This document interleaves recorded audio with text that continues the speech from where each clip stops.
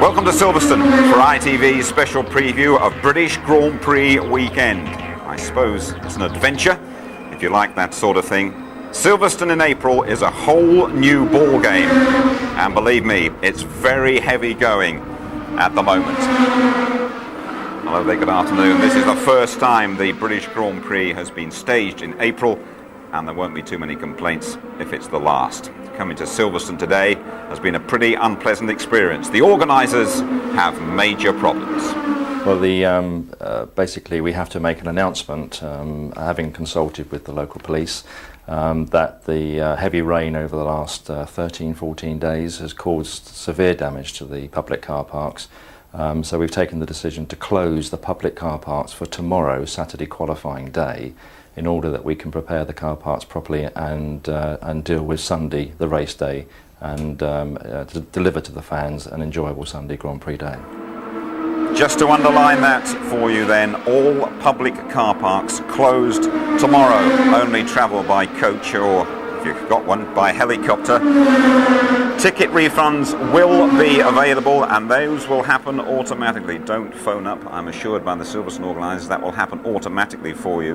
A sellout, of course, on Sunday on Grand Prix Day, and the organisers assure us everything will be okay and all car parks will be open.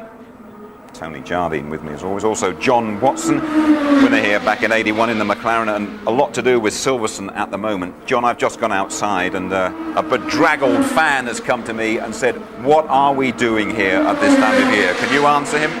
Well, I would say send your letters to Paris, or in fact now to Geneva, to the FIA, because it was the governing body of motorsport that in fact brought forward the Grand Prix date from July to this April date. And Silverstone really had no option or no choice. We had to accept the date.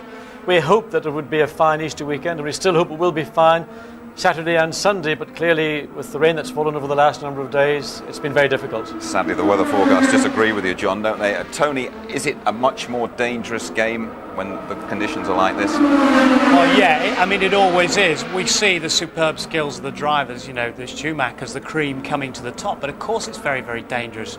The spray, the chance of hitting another car, of catapulting over another car, we've seen it time and again in the past. Very, very dangerous, and we've seen some very wet British Grand Prix in the past. You know, look at 98, Hakkinen spinning off and Schumacher winning in the rain. Winning in the rain in the pits. And if you're hearing a few sounds behind me, by the way, it's the Formula 3000 having their practice session, and that's due to finish in around about 10 minutes time. Very wet going, as you can see. Well, the British Grand Prix is the fourth race of the season. We've been to Australia, we've been to Brazil, we've been to Italy, and so far all we've seen is red at the top of the podium. Welcome to sunny Silverstone. Now, the first three races of the season have been held on entirely different racetracks. At the sharp end, it's been McLaren against Ferrari, as always. They've been very close in performance. I think the McLaren is maybe 1/10 of a second faster per lap. So why is Ferrari so far in front? Michael Schumacher has only started on the front row on one occasion, making several critical mistakes in qualifying, such as this one in Melbourne, just when it mattered most. But in race trim, he was stunning as ever. This sprint in Imola put him ahead of Hakkinen for yet another win. Barrichello's been solid as the number 2 at Ferrari, leading both the first two races for a short time, but yielding here to Michael Schumacher in Imola. Barrichello off the pace there. Hakkinen, though, lots of reliability problems. This one in Melbourne, and the face says it all. His teammate Coulthard had no better luck. A DNF in Melbourne, and here a stunning drive in Brazil, minus the first three gears, second only to Michael Schumacher. But later that evening, they would find the car outside of the regulations, and despite an appeal in Paris later in the week, Coulthard lost those vital 6 points. If anything, the midfield have been even closer. Jaguar, Jordan, Williams, Benetton, BAR. On the racetrack, they've been as close as their trucks are parked here in the paddock. From 5th to 15th, take your pick. Jordan have been best of the rest. Trulli and Frentzen have looked good and fairly evenly matched too. But the car's been a little disappointing for speed and especially reliability. The team must now surely be looking forward to a work-supported engine for the future. Terrible start for Jaguar. Eddie Irvine had a couple of good qualifying starts, but 2 spins in the first 2 races here, ripping off the suspension in Brazil. And Johnny Herbert, an even more dire situation, says it's the worst start ever to a Grand Prix season for him. Once again the car being pushed away. Jackie Stewart has stood down from the helm. His son Paul has health problems, and nasty rumours about Johnny being turfed out of the team even before the end of the season. The new BMW Williams package has shown surprising pace right from the get-go. Ralf Schumacher says this is the best Formula One car he's ever driven. But his young teammate Jenson Button has really matched him for pace in the first 2 races, and here in Brazil making a good move on Verstappen that would eventually net him a World Championship point. Several engine failures have cost them valuable track time.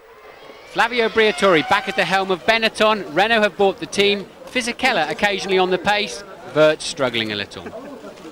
Salo Sauber Ferrari has been a good combination. Finally the team are demonstrating some of their winter testing pace on race day when it really matters. This is the kind of action we've enjoyed in midfield. Prost are nowhere to be seen, but this gaggle is headed by the BAR of Villeneuve. That Honda engine and the team going much better. But it's not just those more established names either that are quick. All 22 cars on the grid are very well funded. Even Minardi and Arrows have very pacey cars. Roll on the next 14 races. Yes, indeed, Martin, thank you very much. So Michael Schumacher on a roll then with those 3 successive wins. Ferrari teammate Barrichello second ahead of Fisichella. Then world champion Hakkinen and Ralf Schumacher. Villeneuve, by the way, has scored in Melbourne and Imola. In the constructors, Ferrari have opened up a massive 29-point gap on McLaren. Fisichella's put Benetton up to 3rd. Jordan and Williams neck and neck in 4th. As well as Tony and John. Absolutely delighted we have a surprise guest, David Coulthard. Many thanks for popping over to join us. David, we're going to see your practice sessions in just a moment, but how hard is it out there for you, the driver, at the moment? Well, it's very difficult because obviously the conditions are changing quite a bit. Even if the track conditions are dry, we have such a strong wind out there, and this airfield circuit is affected quite heavily by that. So I think this is probably one of the most tricky tracks to drive in those conditions. But ultimately it means that if you do a good lap time at the end of it, then it's very satisfying. There's 2 other very important factors, certainly here at Silverstone, the wind and the temperature as far as you're concerned. Yeah, temperature obviously has an effect on the tyres and the way it performs. A little bit easier on the car in terms of the mechanical side. Obviously the temperatures aren't getting quite so hot, but the wind issue, it's quite a big problem for all of the cars on this track. Just going back to Martin's report there, have you recovered from being docked those 6 points at Interlagos?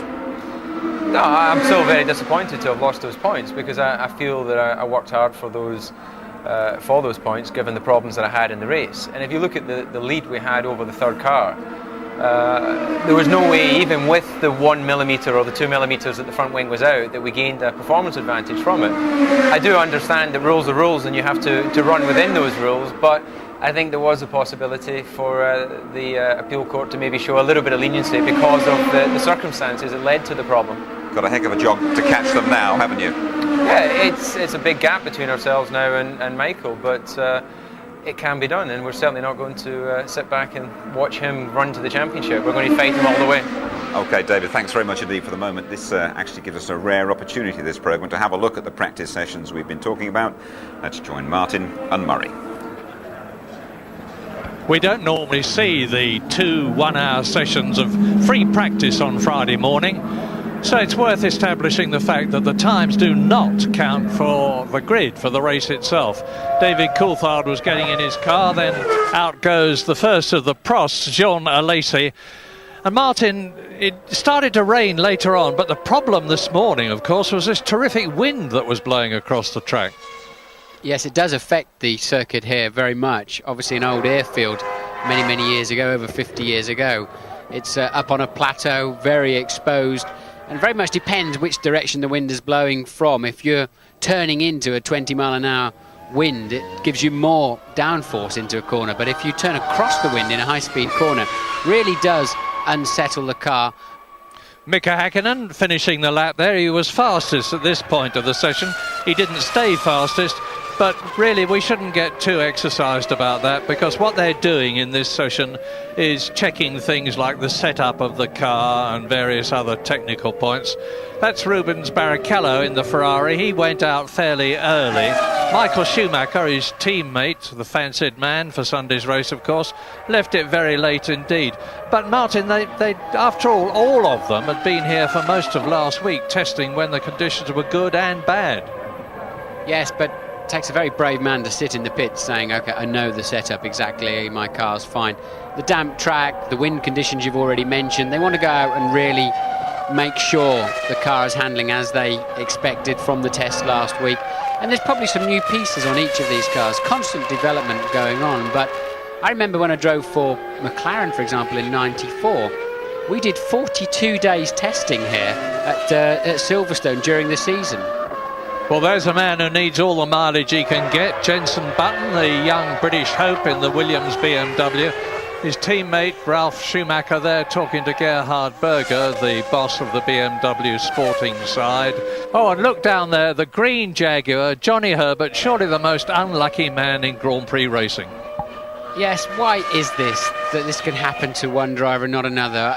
We've looked into it with Coulthard as well, because his McLaren over a 2-year period was more unreliable than Häkkönen's. Is it driving style? Is it the group of mechanics working on the car? When you analyse all of that, very often it's not, and it's so difficult to pinpoint exactly why one driver tends to have more problems than the other, and Johnny certainly has his fair share. Mind you, Irv's had a few problems too. Ralf Schumacher bailing out of the car, Murray.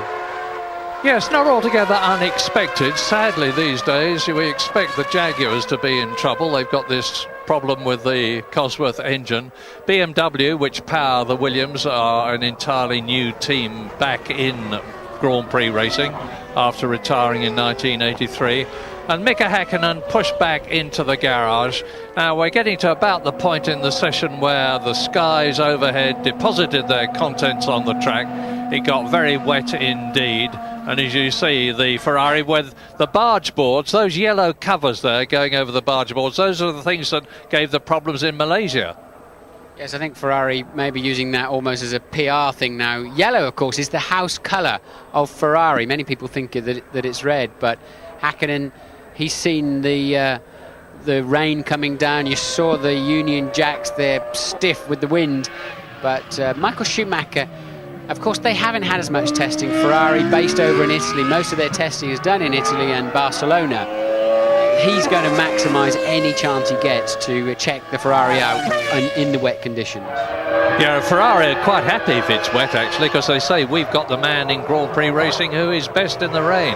Eddie Irvine there in the Jaguar actually finished up with the second fastest time of all, just under half a second slower than Heinz-Harald Frentzen, who was quickest in the Jordan. But at this stage of the 1 hour session, the conditions were really very difficult indeed from the point of view of setting up quick times. All you could do was see what the track was like. So Heinz-Harald Frentzen was fastest, followed by Irvine, Coulthard, Häkkinen, Trulli and Jacques Villeneuve, the top 6, with 1.1 seconds covering them. But we have still, don't forget, got the second full 1 hour session of practice to be completed today, and we'll be telling you about that later on.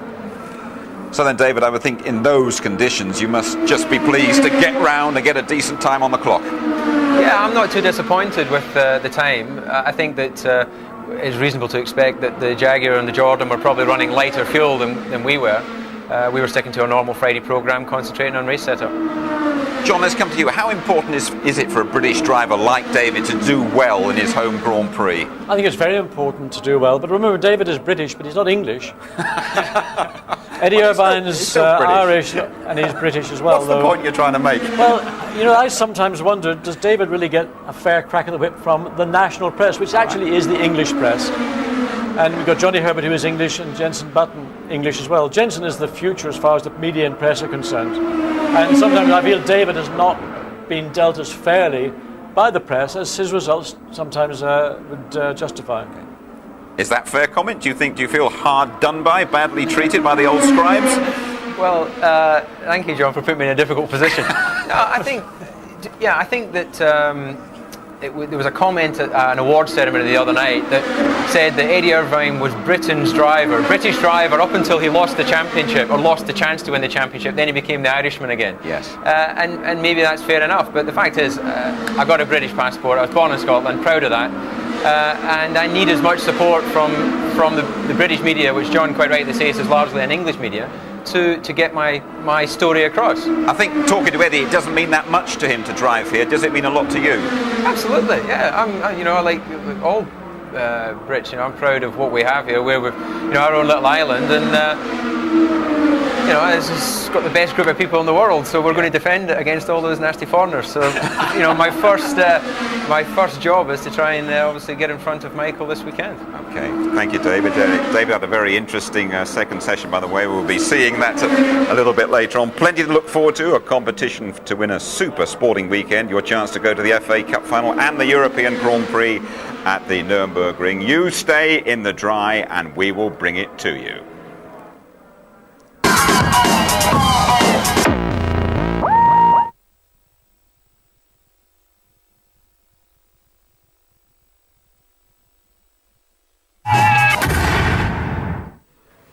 You're back with us at soggy Silverstone. Delighted to say things have quietened down here a bit, but this weekend drivers' safety is going to be a prime topic, particularly bearing in mind the conditions we have here and remembering Michael Schumacher's crash last year. We'll review that accident in just a moment, but last week Ricardo Zonta in the BAR had an absolutely terrifying experience. He lost a wheel, he flew over the tyre wall, he escaped happily with just a cut finger, this after landing upside down. Our thanks to Autosport, by the way, for that picture. Zonta crashing at Stowe, where Michael Schumacher went off last year. The red flag, the race is being stopped.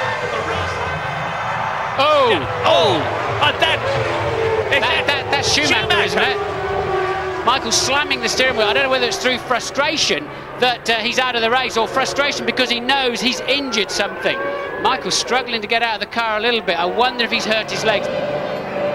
For sure, I think Michael Schumacher is not going to be taking the restart, and you could be seeing the end of his World Championship chances.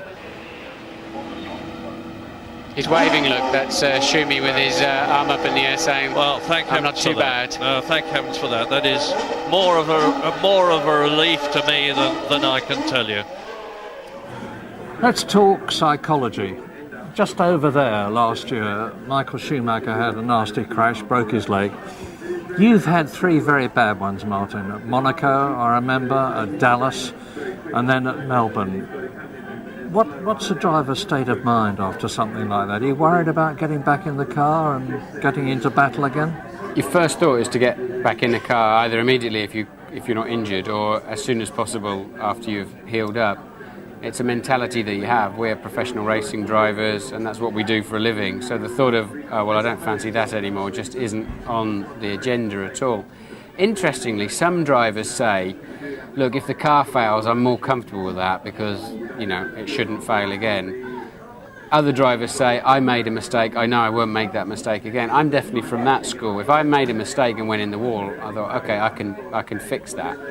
But if the brakes failed, as happened to Michael Schumacher, that would rattle my cage, funnily enough, more than a driver error. But Michael was very much of the opinion, listen, it was a clear-cut problem with the brake system. I know why I went off, and that's that. But he just wanted to get back in the car, and I can understand that. I was amazed at Monaco when you had a really nasty one in the Tyrrell. You ran back, and if I remember correctly, you wanted to get in the car, and they wouldn't let you? I jumped in the T-car, the spare car. My sort of sixth sense got me back to the pit somehow. I was actually about 30% conscious, I think. And Ken Tyrrell was my team boss, and he plugged into the radio and said, you've got 8 minutes left to qualify. I said, that's great, no problem. Which way do I turn when I get out of the pits? Which was his... That's when he realised that I wasn't altogether with it. But, as I said, you just want to... And when you've had a big crash, you want to distance yourself from the car itself. You especially if it's your fault, you want to disassociate yourself and say, that wasn't me, somebody else did that. Well, Michael's been saying to all the press and anybody that would listen to him, no, I'm not the least bit worried. I've had testing here, I've got in the car, I've gone round the corners quickly.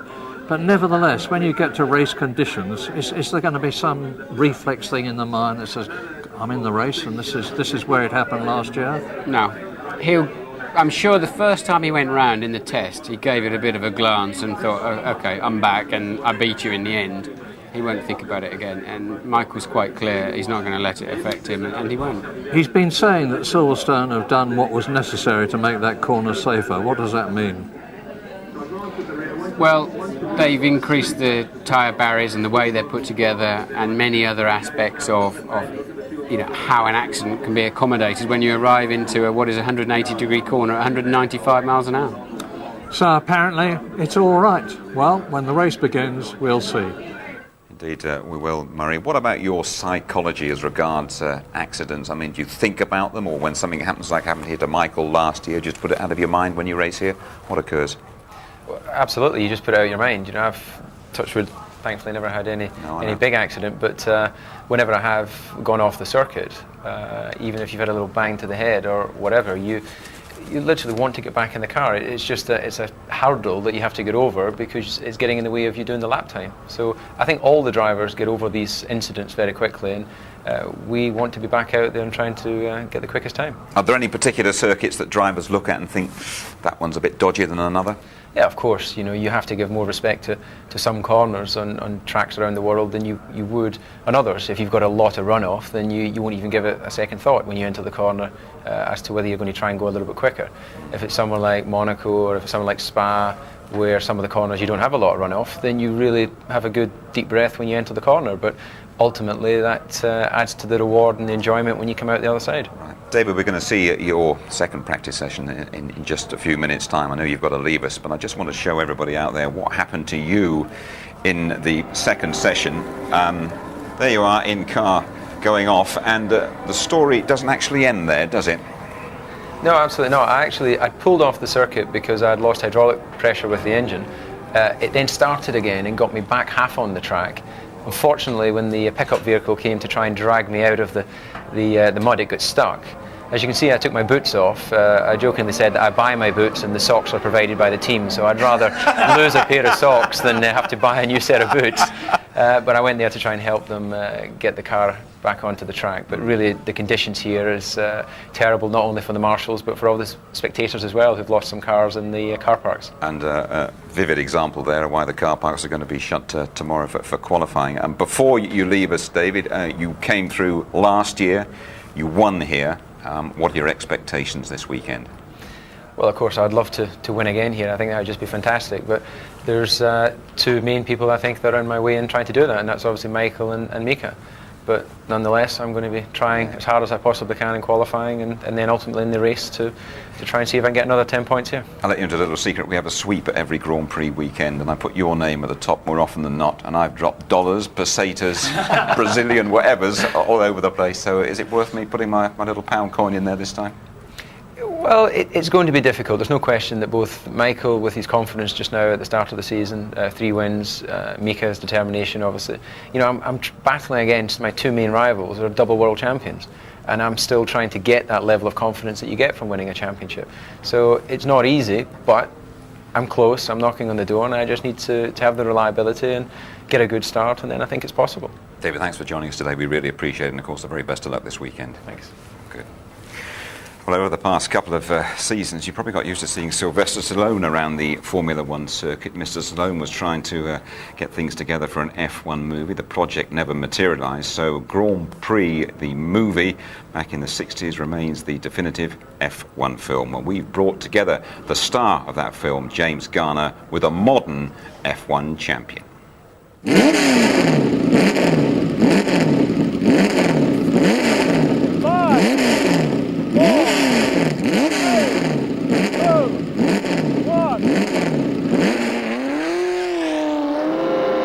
The 1966 movie Grand Prix inspired a whole generation of Formula One fans. More than 30 years on, its star, James Garner, is back with BAR's Jacques Villeneuve for a celebratory sequel at Monza, a circuit steeped in history. It's a great racing movie. It really showed the level of dangers and risks that we're taking. It was one of the most, exhilarating experiences of my life. 6 months of driving these cars with the best drivers and the best circuits in the world, and it was thrilling. It really was. A lot of the scenes were shot at the actual Grand Prix that year, and there were no stand-ins. Garner did all his own driving.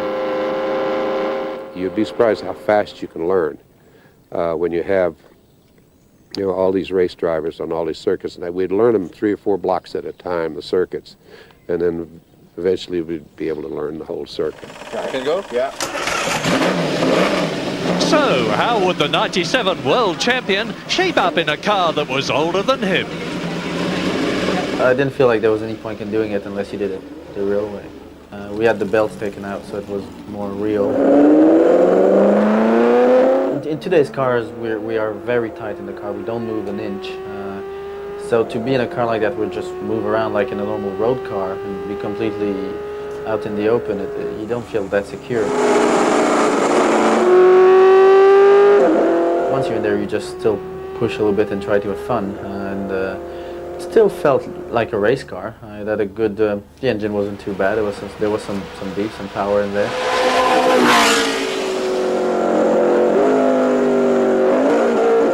But I wasn't sure what would happen once I got sideways. It happened a few times, but I wasn't going fast enough for it to be scary.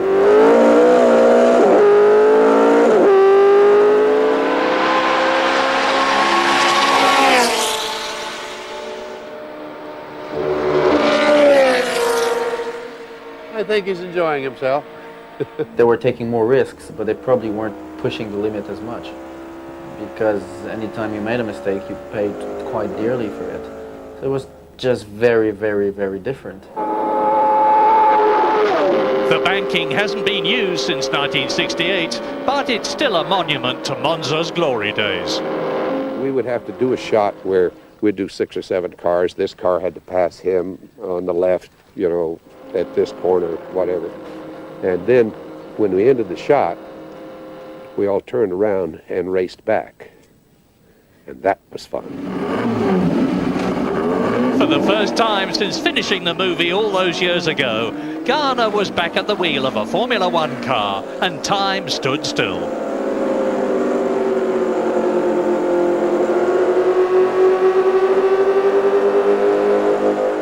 A lot of memories here. I started driving a little while ago, and as I was coming back into the pits, I started giggling.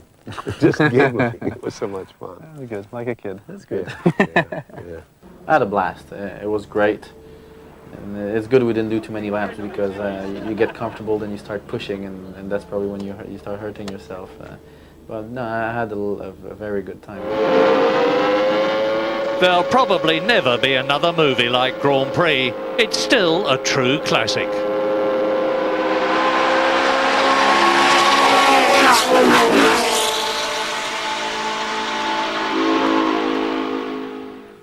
Lovely memories there. Martin Brundle's movie career, though, on hold. I think he fancied the role as the ageing driver, but his grid walk remains one of the highlights of our weekend's coverage. Watch out, by the way, for some very special characters with him on Sunday afternoon. In the meantime, though, we've assembled the best of Martin when it's time to go walkies. There's something curious about this broadcast. Sylvester, can we have a word? What's on my good side? On your good side? Yeah, you did tell me it's going to be your right-hand side. What's special about it? That one didn't get hit quite as many times? Yeah, okay. I don't know whether anybody will talk to me. I'll give it a try. If I was them, I wouldn't, I have to tell you now. But anyway, let's give it a try. Nothing ventured, nothing gained. Mika. Hello, Mika. Are you interested to talk to me today? No. Okay, good. So we'll carry on then. Michael. Okay, BSF have beat me to it. Okay, no, they haven't. I think we've just pulled a bit of a fast one here. We're going to first probably do all the preliminary shooting around the world at many of the races, and then choose a track where we do the special stunts, most likely in Hungary or Montreal. Good stuff. Who plays Murray Walker in this film? Robert Redford, I believe. Here's Bernie Ecclestone. Look, Bernie, how are you doing? I'm not finding him. Right. Well, he's my minder today because thank you very much. Thank you, Ron. He's my minder today, Bernie, because I hear you tried to steal my job in Imola. Why is that? Well, I thought somebody should do it the way you do things. All right, so will you leave my headset on because I need to listen to these people. You don't know what they're talking about anyway. Who's going to win the World Championship? The one with the most points, I'm sure. I don't know who it's going to be, though, at the moment. All right, thank you for that valid contribution. I knew you couldn't work it out. No, I couldn't. That's why I asked you. See you later. I've written a script, right? Edge Frentzen into the gravel into the first corner. Drill Irvine. Yeah. Schumacher and Hakkinen are going to have each other off. Follow Coulthard. He's going to come in 10 laps to go because he's going to be so surprised the car's still running. Yeah. You go on to win. Yellow flag's waving. Yeah. How about that? I think you should drive and I'll do the commentary. But if you have to think about training, diet, working for the sponsors, and all. We just found a prize for we just found a prize for a competition sometime later this year. I'll end the cap for a while. No, you can have it. No, I need it. I need it. Plenty more. You can keep it. No. But I want this particular one. Look, from the Monza grid, Damon Hill, Grecian 2000, and Dandruff and everything. Naomi Campbell. Excuse me, dare I touch her on the back? Okay, what do I do? How do I do this, Keith? Do I just sort of... I don't want to be accused of... Naomi, it's good to see you here in the Grand Prix. Naomi Campbell, what are you doing here? I came to watch. Keep enjoying yourself down there, Martin.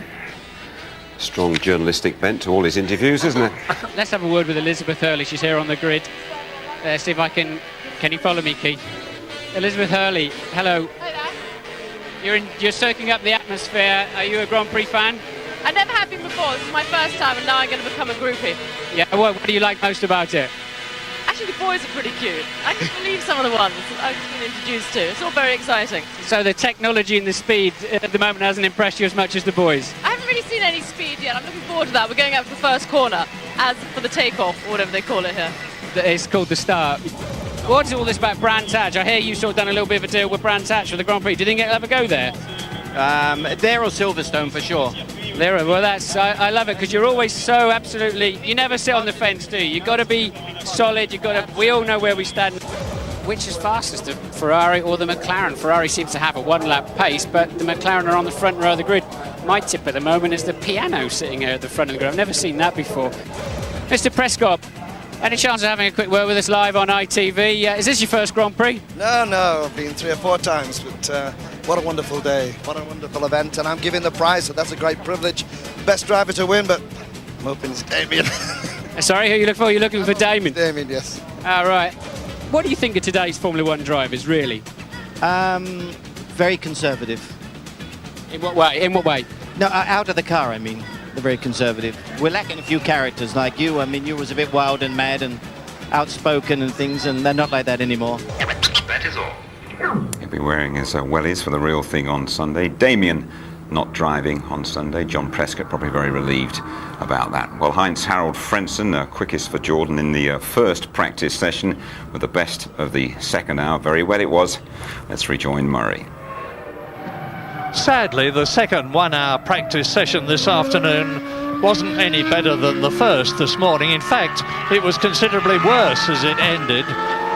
When the session began, the track was fairly dry. You can see the dry portions on the circuit there, and you can see Michael Schumacher really trying to find the dry line in the Ferrari.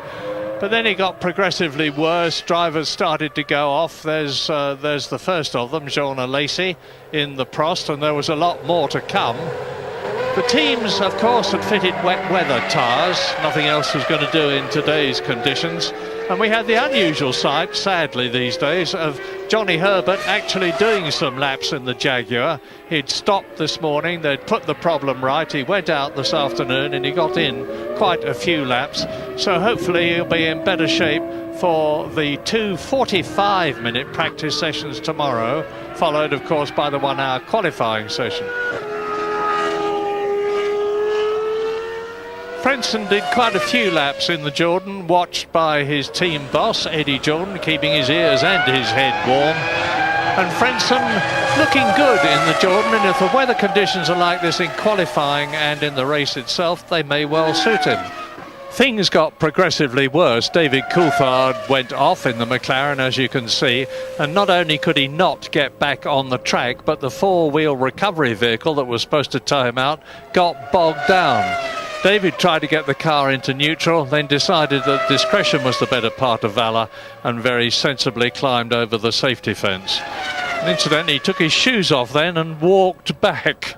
But the red flag came out, the session was stopped to enable them to recover David's McLaren. And when it restarted, people started going off. Mazzacane, you saw there, this is Jean Alesi doing a full 360-degree spin. Jenson Button tried for a 360, but just failed. And so that was the end of the session. Heinz Harald Frentzen was still fastest, Irvine second, and Coulthard third. How are things shaping up for your British Grand Prix debut, Jenson? I don't know really, it's difficult to say. It's been a bit wet today to tell. I think if the race is this wet as it has been this afternoon, I don't think we'll be we won't be running on our own. There'll be a pace car on the circuit at the same time, I think. But no, it's going okay. It's a bit strange getting used to these wet conditions. I don't think I've ever driven anything like this. It's the first time you've actually been out in front of the home fans. Does that make any difference, or is it just like any other race? No, it is good. Being in my home circuit, Silverstone, first British Grand Prix, so it's looking good for the weekend, and I'm sure that's going to help. Just let's see what happens with the weather first. What's the reception from the public been like? It's been good. The trouble is we're in the garage most of the day on practice days, so we don't really get out and see them really. So it's been good. Now then, Tony, you spent a lot of time with Jenson this week. How do you feel he's going to go this weekend? I think it'd go very well, like all the British drivers do. Like John did, 77, he nearly won here until he won in 81. Great performance. They always get a lift from the British crowd, but he gets a lift from his team as well. They love him too. There's a great story in the shootout with Junqueira. You know, the team were getting very excited, and Patrick Head had come to the final shootout, and they're all getting like, and he said, keep quiet, calm down, because these war-weary guys never normally show any reaction, but they love their driver. John, Jenson Button? I think he's brilliant. He proved that when he tested for Prost prior to Christmas. They realised there was something very special in Jenson Button, and it's really his composure, his ability to deal with all those stresses and pressures and not be fazed by it at all, and in fact give back very good information from the immediate time he drove that car, and it can only get better from now on for Jenson. Good, thanks very much indeed, John. Kevin Keegan, manager of England with the all-British Jaguar team. Kevin, a visitor today, and one of his Euro 2000 strikers, Michael Owen. He's also been at Silverstone getting a flavour of the Jaguars with Johnny Herbert. We will hear from Michael, and there's our competition as well. That's when you rejoin us.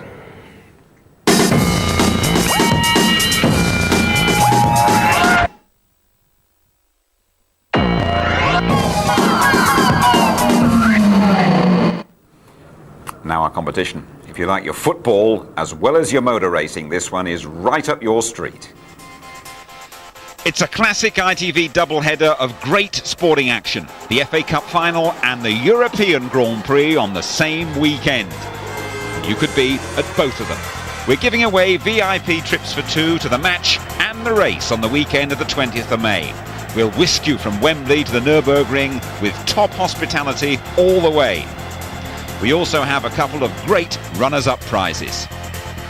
There's a replica of Mika Häkkinen's race helmet and the actual gloves and drinks bottle he's using this weekend. And the second runners-up prize, that's a magnum of Mum champagne as used on the podium, and the actual 3 corks from the bottles of bubbly sprayed at this Sunday's Silverstone celebrations. So for your chance to win, just answer this question. Bridge Corner is a feature of the Silverstone track, but which English football club plays at the Bridge? Is it A, Northampton Town, B, Chelsea, or C, Aston Villa? A, Northampton Town, B, Chelsea, or C, Aston Villa? And here's the number to dial.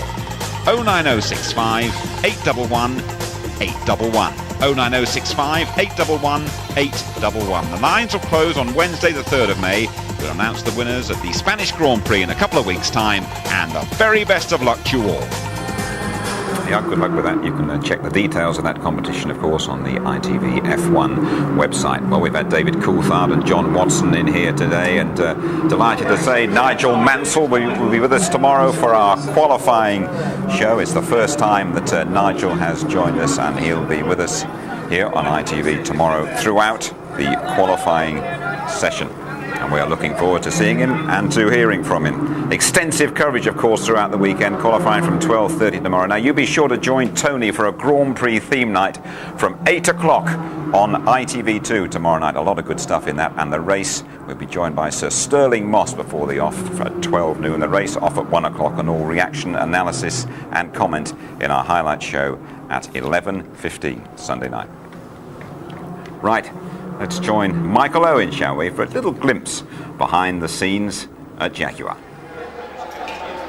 Driving this Jaguar's out of the question. Mrs. Houllier and Keegan would both be pretty upset.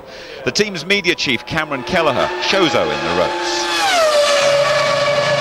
On an average lap here, would the normal race day be how many seconds quicker? Do they go absolutely flat out on this one? Yeah, they would, yeah. But in the wet, it's probably today's probably about 12 seconds slower.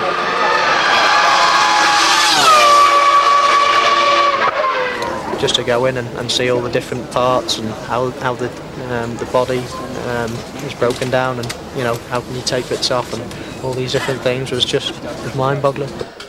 So a totally different sporting experience, but Michael Owen still looks very comfy, even when the snappers produce the obligatory ball. It's Johnny Herbert's motor though, and the 95 Silverstone winner is happy to lend a hand. This is your one, isn't it? Yeah. It's as if you're lying down, just with your head sticking out. Your legs really go down, quite far down the bonnet. That's how I call it. I don't know what the technical name is. But yeah, your legs go right down, and you're so close to the floor. I mean, I couldn't go 50 mile an hour in one of them, I don't think. The Herbert-Owen partnership go a lot quicker around Silverstone. We'll drive with them before Sunday's Grand Prix. First thing I'm doing. KSO102, by the way, if you are Merseyside fans, or the Liverpool fans are worried with the Merseyside derby coming up, we did it a few days ago, not this afternoon. Right, John, how are the Jaguars going to go here? Well, Eddie Irvine was quick today, but of course it doesn't count. It's qualifying tomorrow afternoon. Eddie's done well in qualifying. If he can get a grid position near to the front, he can run with the front cars. It's just getting clear of that group of cars, about 10 of them who are covered by half a second. So he'll want to be at the head of that group. We're all swimming in deep water a bit, aren't we? Can you draw any conclusions after what's happened here today? I looked back to the test last week, and Ferrari were very quick. It's going to be a dry race on Sunday, there's no question about that. And sure? On that basis, Mika Häkkinen will win. If it happens to be wet, it depends how wet it is. It could be thoroughly soaking like it was this afternoon, or as it is now. Don't forget Frentzen last year in the French Grand Prix. He and the Jordan team did a stunning job, and they could do the same here again on Sunday if it's wet. But I'm praying for a dry. Quick full stop from you, Tony. Well, I think they're going to prepare their ships for bad weather, I really do, and prepare for a storming drive by Michael Schumacher in those circumstances. If he can get off the line, he's made some pretty tawdry starts so far this year, and just watch out, see if he can make it. John, Tony, thank you very much indeed. So here's the state of play at Silverstone. All car parks closed tomorrow. Just travel by coach or helicopter. It should be all right on Sunday. If I were you, I'd stay at home though and watch this space.